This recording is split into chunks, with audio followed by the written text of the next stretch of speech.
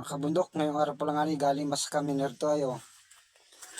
Balo namin nagakunang pag kwaresma, pag ganitong tag-init na. Dito kami nakuha ng panggamit namin tubig. Ito yung nag-iisang bukal dito sa aming lugar na natitira bagay tag-init na. Yung mga sapa-sapa ay nakakati. Pero ito, hindi talaga ito nakakati kahit sobrang init. Yan, at tanggalin natin yung mga kahoy-kahoy sa kayang mga damo-damo.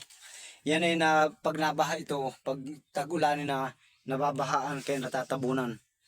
Yan mamaya, kikita ninyo pag malinis na. Pag video ko yan mamaya.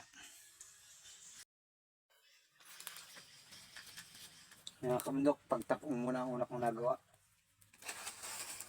Para lumayo ang mga nuno. Hindi pa lang nga sa balon, ang area ay sobrang tindi.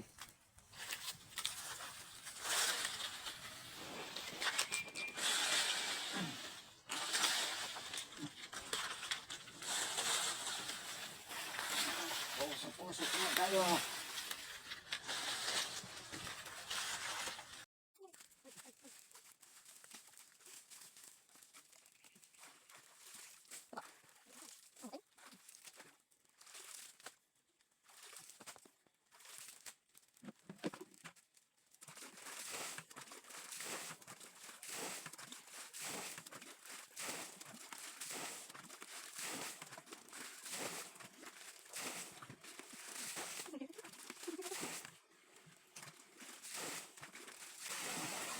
Alay.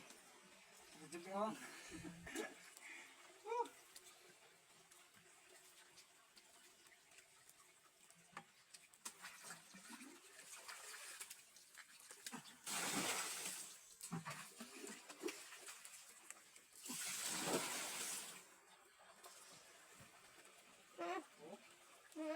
Lalim yan, oh. Hanggang tuhod. Mamaya, ikita nyo pag malinis na yan.